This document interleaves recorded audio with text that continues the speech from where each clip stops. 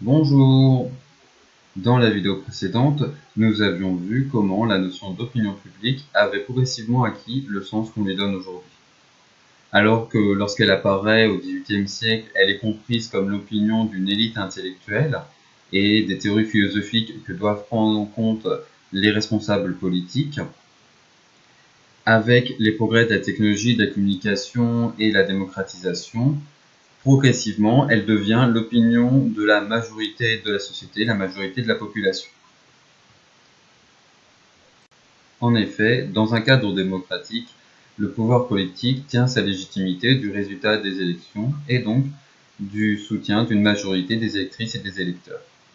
Non seulement les élections permettent de déterminer dans quel sens va l'opinion publique, mais il s'agit aussi du coup d'anticiper les attentes de l'opinion publique afin de maximiser les chances de victoire lors des élections. La connaissance de l'opinion publique devient alors un véritable enjeu de la compétition politique. Et les responsables et partis politiques vont déployer différentes stratégies pour connaître justement l'opinion publique et maximiser donc, comme je l'ai dit, leurs chances de victoire lors des élections. Cela peut par exemple passer par des campagnes de terrain ou des réunions politiques où l'on va directement demander aux électeurs et aux électrices ce qu'ils et elles pensent, quelles sont leurs attentes. Cependant, dans les années 1930, aux États-Unis, apparaît une nouvelle méthode qui va progressivement s'imposer comme une méthode incontournable de connaissance et de mesure de l'opinion publique, les sondages d'opinion. Alors en réalité, auparavant, vous aviez des embryons de sondages organisés par les journaux où ils demandaient à leurs lecteurs et à leurs lectrices de leur renvoyer un petit coupon indiquant quelle était leur opinion sur tel ou tel sujet. Le problème est évidemment que le lectorat d'un journal n'est pas représentatif de l'ensemble de la population et qu'en réalité, chaque journal correspond généralement plutôt à des opinions politiques particulières. Vous avez des journaux de gauche, des journaux de droite, donc forcément, les opinions des lecteurs et lectrices des journaux de gauche vont plutôt être à gauche et les opinions des lectrices et lecteurs des journaux considérés à droite vont plutôt être à droite. Or, en 1936, George Gallup réussit à produire des sondages qui prédisent avec succès la victoire de Franklin Roosevelt lors des élections présidentielles américaines, contrairement à ce que les médias pouvaient annoncer jusque-là. Cela apparaît comme une preuve de la rigueur et de l'efficacité des sondages pour mesurer l'opinion publique. Néanmoins, on va maintenant entrer un peu plus dans le détail de cette question et voir que quand on ouvre le capot, on se rend compte que tout n'est pas forcément comme on le croit et qu'il y a plusieurs limites qu'il convient de souligner et de garder à l'esprit. On va commencer par se demander comment sont élaborés les sondages. Alors évidemment, il va falloir quand même définir cette notion de sondage d'opinion. Donc voici une définition qui, j'espère, sera assez fonctionnelle. Un sondage d'opinion est une enquête qui cherche à mesurer l'opinion de la population sur un sujet à travers l'étude d'un échantillon. Je répète. Un sondage d'opinion est une enquête qui cherche à mesurer l'opinion de la population sur un sujet à travers l'étude d'un échantillon. La notion d'échantillon, elle est ici cruciale, car elle est le principe sur lequel reposent tous les sondages d'opinion. Comme lors d'un sondage géologique, vous pouvez prendre une partie de la Terre, faire un carottage pour en déduire la composition géologique de tout le sol sur lequel vous vous trouvez. Là, il s'agit de récolter l'opinion d'un échantillon de la population pour en déduire les opinions dans l'ensemble de la population. Donc en l'occurrence, la collecte de ces opinions, de cet échantillon, ça peut se faire de différentes façons. Ça peut être fait de face à face, au téléphone, sur Internet. Évidemment, il peut y avoir des particularités dans chacune de ces options, des biais qui peuvent déformer l'expression des opinions. Mais ce qui va vraiment nous intéresser ici, ce qui est vraiment important, ce sont les méthodes d'échantillonnage. Comment est-ce qu'on constitue l'échantillon sur lequel on va fonder notre travail? Comment est-ce qu'on choisit les personnes que l'on va interroger? C'est une question qui peut sembler assez triviale, assez peu importante, mais en réalité, elle va déterminer la fiabilité de vos résultats. En l'occurrence, il existe deux méthodes d'échantillonnage. La première de ces méthodes, c'est l'échantillonnage aléatoire. On interroge des personnes au hasard, on leur pose des questions et une fois qu'on a interrogé suffisamment de personnes, on en déduit l'opinion ou d'autres caractéristiques de l'ensemble de la population. Pour que cette méthode fonctionne, il faut naturellement que l'échantillonnage soit vraiment aléatoire. Et c'est pas si simple que ça.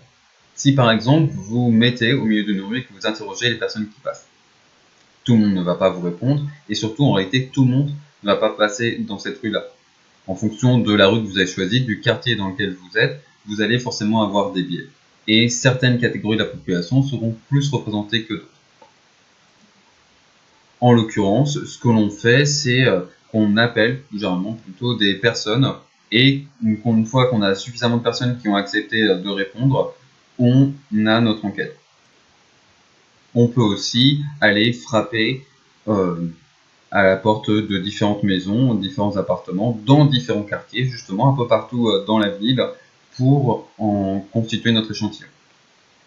Mais il faut bien faire attention à ce que, comme je l'ai déjà dit, cet échantillonnage soit vraiment aléatoire et qu'il n'y ait pas des biais qui se soient constitués malgré vous.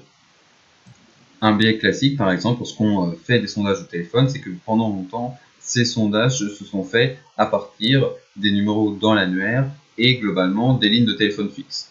Or, lorsque vous avez une partie de plus en plus importante, mais surtout parmi les jeunes de la population qui n'a pas de téléphone fixe, forcément, ça veut dire que cette partie de la population est écartée de votre sondage. De même, lorsque vous allez chez les personnes que vous tapez à la porte pour interroger les personnes, vous allez exclure toutes les personnes qui n'ont pas de maison individuelle, par exemple des retraités en maison de retraite ou des sans domicile fixe. Autre méthode d'échantillonnage possible, ce qu'on appelle la méthode des quotas.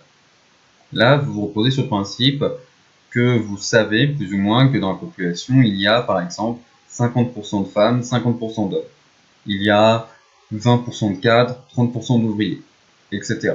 Et vous allez essayer de reproduire ces pourcentages dans votre échantillon. Faire en sorte que dans votre échantillon aussi, il y ait 50% de femmes, 50% d'hommes, 20% de cadres, 30% d'ouvriers, etc. Et ce qu'on fait généralement, c'est que du coup, puisqu'on a des quotas, on pourrait travailler avec des échantillons plus faibles qu'avec un échantillonnage aléatoire qui doit être forcément important, avec plusieurs milliers de personnes, voire souvent plusieurs dizaines de milliers de personnes. Là, avec les méthodes des quotas, vous pourriez travailler avec des échantillons plus petits, plutôt aux alentours de 1 millier, 2 milliers de personnes. Alors, à votre avis, entre la méthode de l'échantillonnage aléatoire et la méthode des quotas, quelle méthode est la plus fiable? Quelle méthode permet d'avoir les résultats les plus représentatifs de l'ensemble de la population?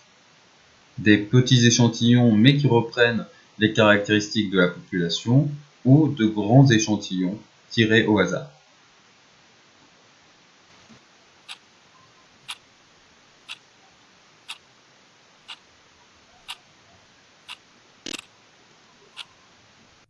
Bon allez, fini le suspense.